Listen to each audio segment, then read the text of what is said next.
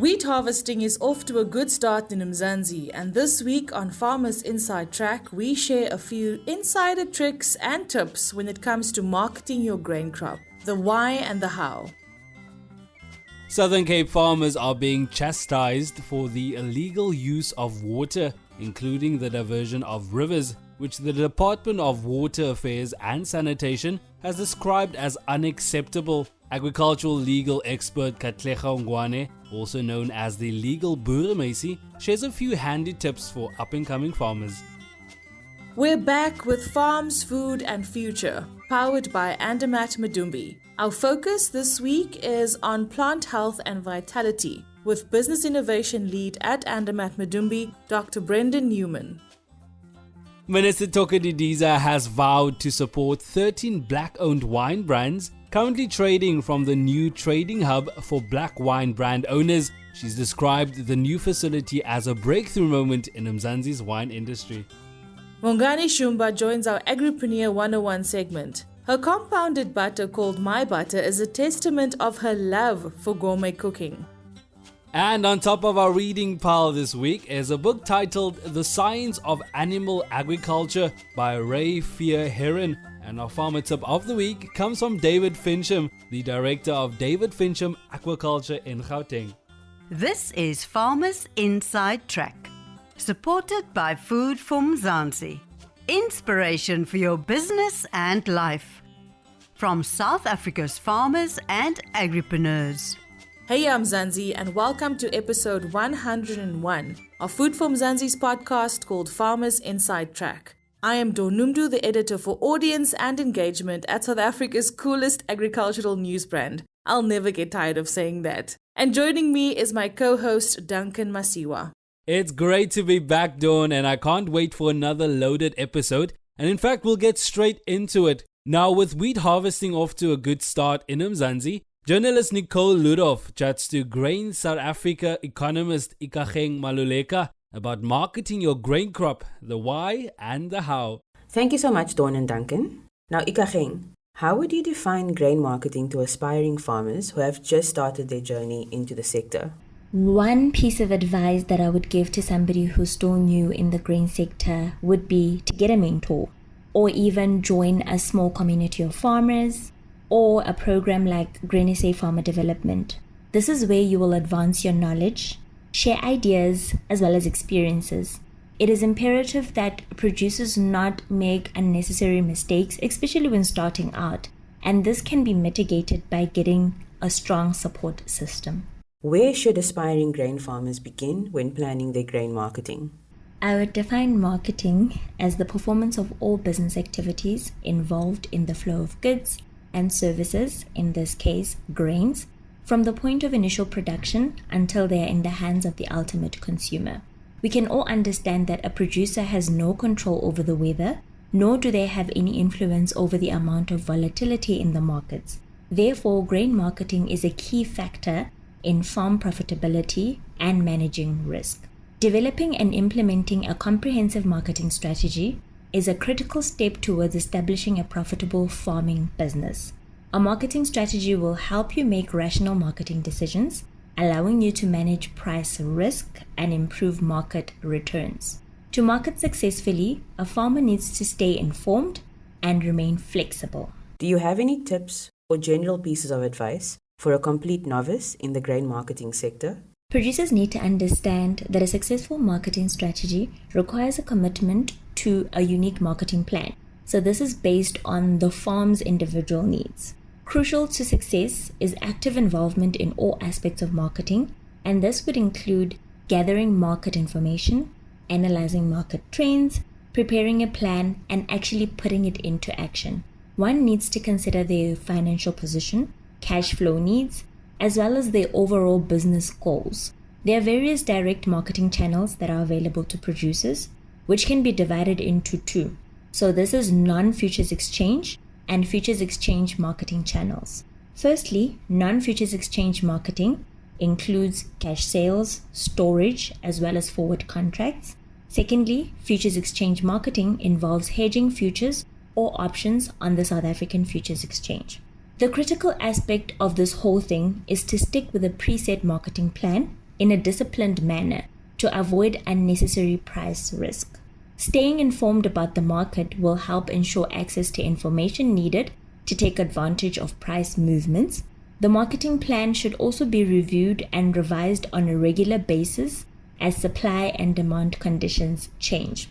Producers should remember that there's no one-size-fits-all solution for everyone and therefore should look at their own business needs. Thanks, Nicole, and always great having you, Grain South Africa economist Ikageng Maluleka. Now, for more information, visit www.foodformzansi.co.za. Next up, Southern Cape farmers are being chastised for the illegal use of water, including the diversion of rivers, which the Department of Water Affairs and Sanitation has described as unacceptable. We're now joined by agricultural legal expert Katlego Ngwane, also known as the legal boeremeisie, to unpack this. Katlego, more than 30 farmers in the Klein Karoo region between Oudtshoorn, George, Uniondale and De Rust were issued with fines for the illegal use of water in these areas. Could you explain why these fines were issued? What the Department of Water and Sanitation has sent out is correct. So if we go backwards, there's the National Water Act 36 of 1998, which basically nationalizes water in the sense that just because you have water running through your land does not mean that it belongs to you and therefore you have an automatic right to use that water. Same thing can be said for if you find gold on your land. You can't just mine it and then go ahead and sell it. You have to get a license. So same thing with the water. You must get a water use license or at least an entitlement to use the water from the Department of Water and Sanitation because like I say, it's now almost been nationalized. It belongs to the government. It doesn't belong to a particular individual as it was before, where you would buy land and if that land has a river or some water source running through it, it makes the land more valuable. That's not necessarily the case anymore. So that's the first point that we have to sort of start from. So obviously, if water doesn't belong to people and you can't just use it as you want without permission from the Department of Water, then obviously that means that anybody that's using water without that permission or those entitlements or a license to use that water, it means that they're using water illegally. And obviously that is now what is the department in the Klein Karoo is talking about, that they're doing a blitz on that. And they have every right to do so because it's currently the law at the moment that nobody in agriculture, in any industry, mining, even government municipalities cannot use water without getting the relevant permissions from the Department of Water and Sanitation. And how do Mzansi's farmers ensure that they adhere to the regulations you've mentioned? What are the legal requirements? It's sort of like a long story how to do it. It's an application that you do with the Department of Water and Sanitation. There's about 11 uses that the department recognizes in terms of what a water use license is or what you would want to use the water for. So regardless of what type of farmer you are, there will be something in those 11 uses where it applies to you and you have to apply for that particular license. But to keep it simple and to give you a simple example, crops. So let's say you grow maize, for example. So you're in agriculture, you grow maize. So the licenses that you would apply for is a license under Section 21A, which is a license to take water for irrigation purposes. And then let's say you want to build a dam and you want to store that water, you have to apply for a license again, which is a Section 21B, which is a license to store water. So basically you could end up applying for two licenses, one to take water and one to store water, and therefore be able to construct a dam on your land. I actually do workshops for farmers to help them and to explain this new act and how it works and how the applications works and how they should do it. But as it currently stands right now in the law, it is illegal to use water unless the Department of Water and Sanitation has issued you with a license for that water. You can't just use the water. The only time you can use water without authorization from the department is if you're using it for domestic use. But we know that farmers don't use it for domestic use. It's obviously for their farming operations, so it doesn't really count. And by the way, this also includes boreholes. So it's rivers, boreholes, runoff water, whatever, it must all have a water use license or a general authorization from the Department of Water and Sanitation. Katlego, could you outline the National Water Act 36 of 1998 and how do farmers ensure they measure their water usage to avoid getting fined?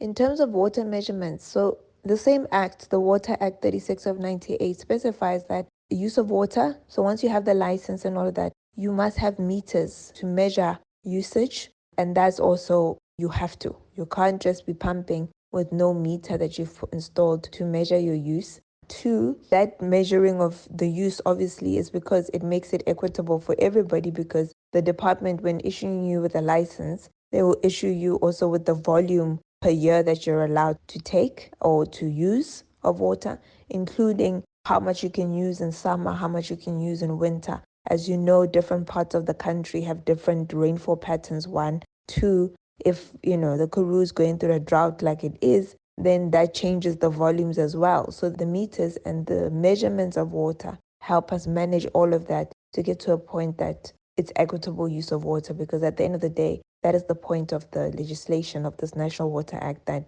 we have equitable and fair sharing of water, keeping in mind and giving consideration to the fact that South Africa is a water scarce country. Thanks for joining us, agricultural legal expert Katlego Ngwane, also known as the legal boeremeisie. Always great having you here on Farmers Inside Track.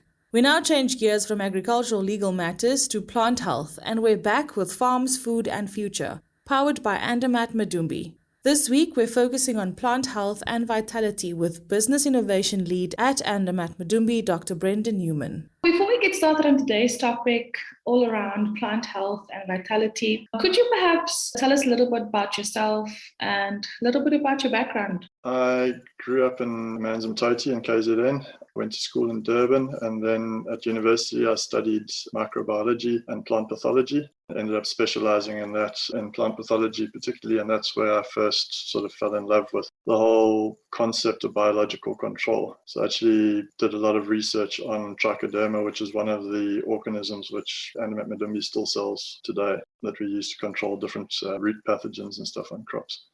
So I've been fortunate enough to end up in a career which is exactly what I studied at university and what I specialized in. Oh, wow, that sounds amazing. Now, today we're talking about plant health and vitality and the importance of it. Maybe we can start with, why is plant health and vitality so crucial for new farmers to achieve ultimate success when it comes to crop production?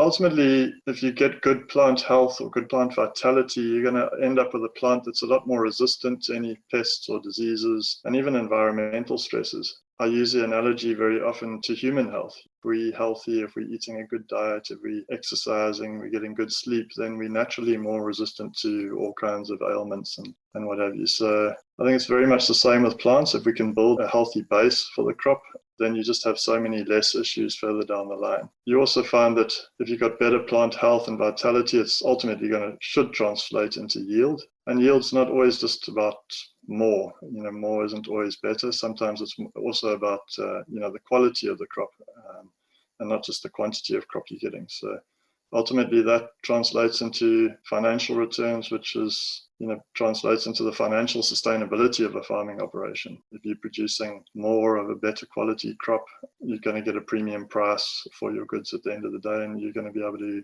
continue your farming operation longer. I think the other aspect sometimes that we maybe ignore a bit when we talk about plant health is not just about having a lack of pests and diseases. It's also important to look at the lack of harmful residues on the crop. Can we improve the nutrient density of the crop? So all those conversations tie in more to the overall plant health, should also contribute towards food safety and better market access if you're producing for export markets or whatever, or for certain supermarkets where they've got stricter criteria. The food safety aspect is becoming more and more important these days. And how can farmers improve the overall health of the crop that builds stress tolerance and improves resilience? Sure, there's so many factors that can come in there. I think the most important thing is, if you're talking about improving overall health and resilience, it's a holistic approach. There's not going to be any one solution or one product, or there's no miracle cure. I think the important thing is to start with a good foundation. By that I mean the soil really is a good starting point. You need to make sure the soil is healthy, it's alive, there's all the beneficial microorganisms and lots of carbon and organic matter and everything in there that the plant wants, that the soil is well balanced as well, that it's got all the nutrients that the plant needs. If the nutrients aren't there, then you've got to try and look at correcting those balances. Again, I come back to the analogy of human health. If we're eating well, we're getting all our vitamins and everything through our diet, then there's so much less problems that we need to then take corrective medicines for or whatever. So, some of the stuff we do at Andermatt Madumbi is things like silicon. There's plenty of silica available in almost all soil, but it's not plant available. And for many years, we forgot about silica and the importance of it. It's only fairly recently that it's been highlighted again, and producers are starting to recognize the value of it. So there's various forms of silicon available to growers now. We have a potassium silicate in a product called Agrisil. There's other salicylic acid type products, but they all do the same thing really. You're trying to increase the level of silicon in the plant, which makes it resistant to so many things. Silicon, it doesn't really cure any one problem, but it just raises the plant's overall resistance and tolerance to so many factors: pests, diseases, drought stress, salinity stress, cold stress. So it really, just gives you an overall lift to the crop really. And then there's a whole lot of other practices, not just product-based, it's sanitation. So don't, by that we mean don't leave crop residues lying around that are full of disease. If you've got a lot of diseased fruit from one season, don't leave it lying on the orchard floor to potentially, spread that disease the next season. Building up populations of beneficial insects and beneficial microbes even. Again, if you compare it to human health, it's like us taking a probiotic. If you've got all those good bacteria and whatever functioning correctly, you're just going to have less problems with disease-causing pathogens. So really, corrective spraying should be the last resort. I think that's my overall message is, look to all the other things first. And if you can get all those right, you should be able to get away with less corrective spraying and really treat corrective spraying as a last resort. You've just answered some of what I was going to ask in my next question. Do you have any advice or key points for farmers to consider when they're trying to find a balance to ensure optimal growth and performance in their crops or produce? I think my first bit of advice would be that there are no silver bullets. There's no miracle products out there. Generally, if something's claiming to be able to solve all the problems, then it's probably too good to be true. It really comes down to knowing your crop, knowing the soil that you're working with, knowing the environment in which you're working, and then identifying, what is it that the plant actually needs at each growth stage, and what could it be lacking in the particular environment that you're working in or the particular soil you're working in. What are the specific limiting factors? And that can be done through, soil testing or leaf analysis, or, there's various methods available. Some of it's just from historical knowledge, the grower will know from the previous season or the season before that he has a certain problem at a certain time of year that he needs to look to address. And then it's really about just supporting the natural processes, to working with nature, not against nature as much as possible. So as an example, we have some biostimulants that stimulate, tricontinol is one example, it stimulates photosynthesis. And we have it in different formulations with or without micronutrients that also work towards improving chlorophyll production and vegetative growth and photosynthesis. But it would be totally wrong to try and apply that product during the reproductive growth phase of the plant, when the plant's actually trying to produce flowers and fruit, and you're now stimulating more root, more leaf growth. So it's really about, the timing becomes quite critical with these things, and knowing what it is the plant needs. What is the plant doing? Is it putting its energy into root growth or leaf growth or flower and fruit production? And then just helping support those processes at that time. Thanks so much for joining us, Business Innovation Lead at Andermatt Madumbi, Dr. Brendon Neumann. Catch the next part of our chat with Dr. Neumann in our Farmers Inside Track Weekend edition. Next up, Bongani Shumba, a marketing and brand manager hailing from Limpopo, describes her as an entrepreneur at heart. Her compounded butter brand called My Butter is a testament to her love of gourmet cooking. Bongani, how did you start your business? Tell us a bit about your brand called My Butter. My name is Bongani Shumba, the founder and CEO of My Butter, a Limpopo girl who grew up in a location called Makwarara in Venda. I'm a marketing and brand manager and an entrepreneur at heart, and passionate about anything food. My Butter was birthed in 2016 from an idea that came from the love of gourmet cooking and experimenting with new recipes. It was in the experimentation process that I discovered an idea that soon became a gourmet brand. At My Butter, we blend butter with fresh herbs, spices, roasted garlic, and we also add extra virgin olive oil to make our butter softer, making it easy to spread and not to burn quicker when frying. We use pure quality butter that has no preservatives or added colorants. My Butter can be used as a flavor enhancer when frying, cooking, baking, roasting, spreading, or making sauces.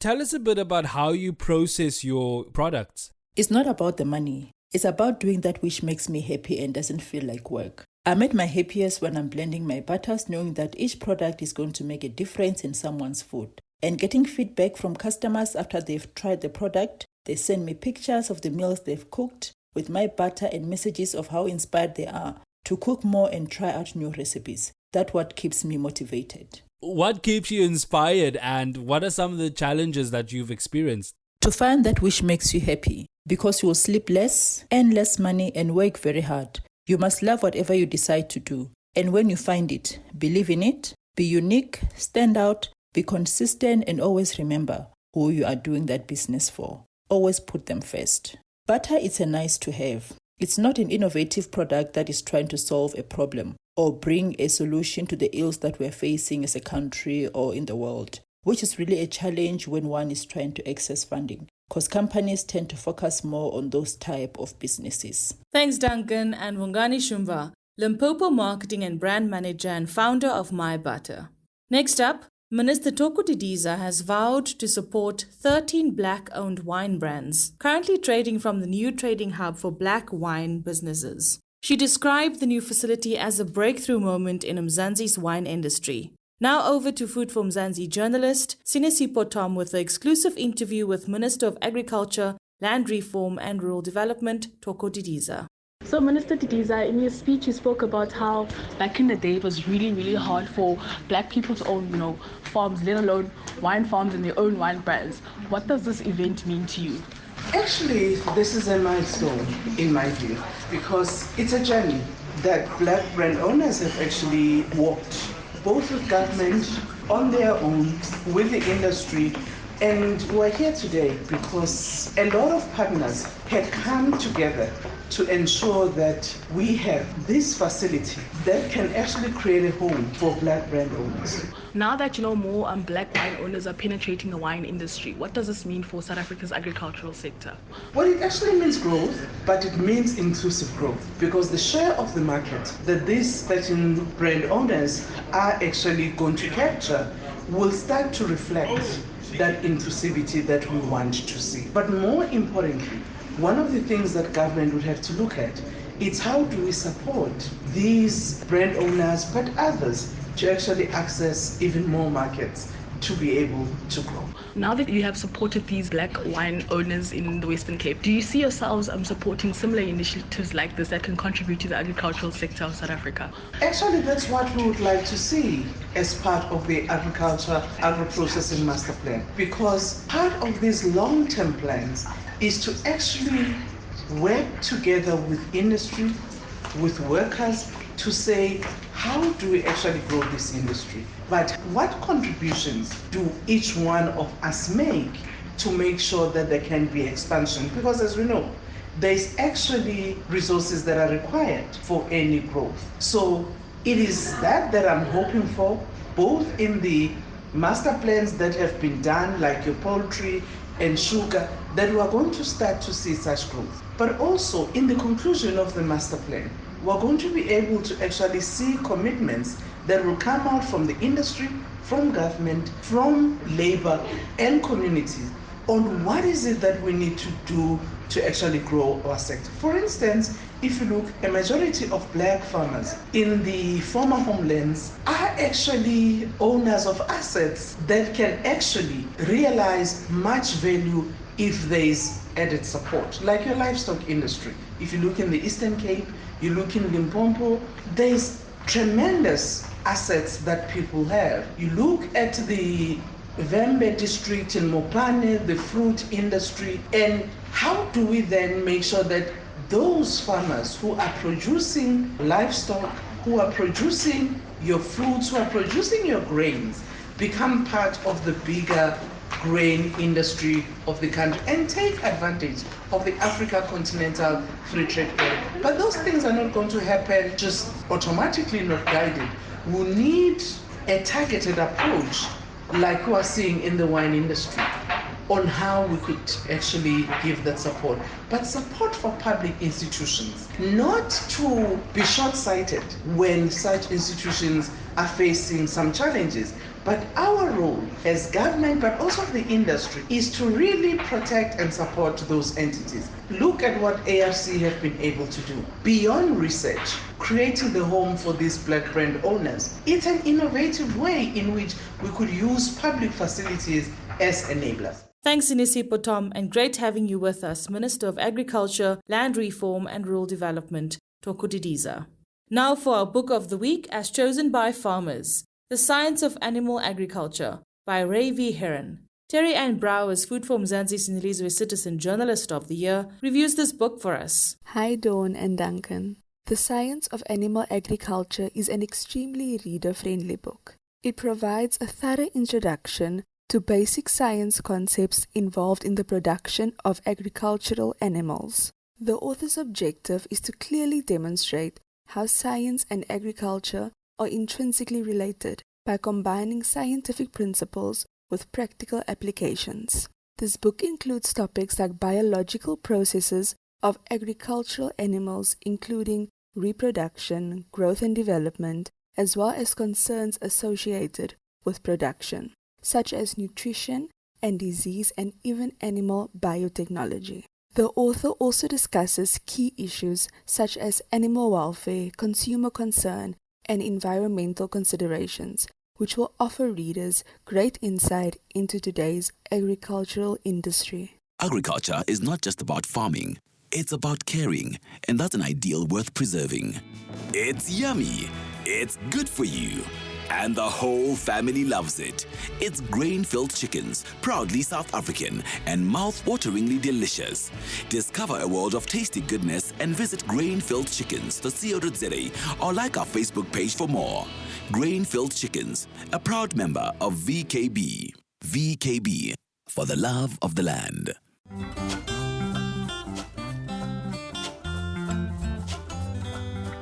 Sounds like a must-read, Terry Ann. Now remember, if you like to review a book or perhaps you have a book suggestion of your own, feel free to email us at info@foodformzansi.co.za. Now before we let you go, we now share our farmer tip of the week from David Fincham, the director of David Fincham Aquaculture in Gauteng. He joins us to share tips on how to get started. What a lot of people do is they try to set up a business without getting a full plan together. And a lot of that business actually revolves around traditional business, marketing, selling, managing cash flows, raising money, and all of those aspects. And so one has to really have a very well-rounded business plan and skill set to be able to put onto a banker's table or a funder's table or an NGO's table to say, we want so much money to develop this project. And then obviously with the lack of aquaculture skills across the sector, you would have to engage with somebody who could certainly show you the ropes. Because if you don't understand the farming processes and how you control the environment and your feeding and your water flows and all of those things, the chances are that you lose a batch of fish. And once you lose a batch of fish, you're going to be set back by anything between 4 and 6 months. And that doesn't go well with people who have funded your projects. So you really need to walk before you can run.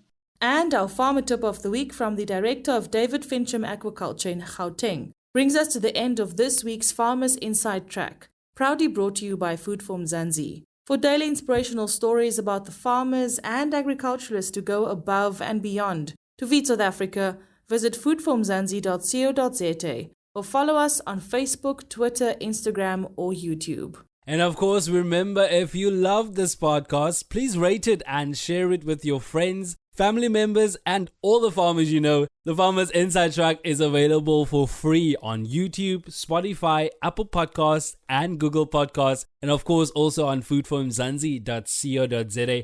But from me, Duncan Masiwa, Dawn Numdu, Nicole Ludov, Terry Ann Brouwers, and our producer Meagard van der Vent, and of course the rest of Team Food for Mzansi, have a great week. What joins a continent but its continuous flow? over mountains, through rivers, in the rhythm of the land. What ignites its future, but the promise to fulfill, to protect and grow the very life of tomorrow.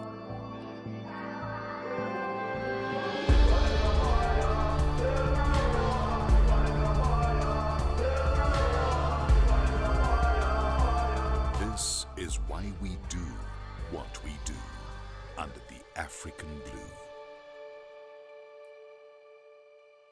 Corteva.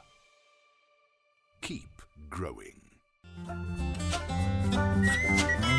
You've been listening to the Farmers Inside Track podcast, supported by Food for Mzansi. For more information, find us on www.farmersinsidetrack.co.za.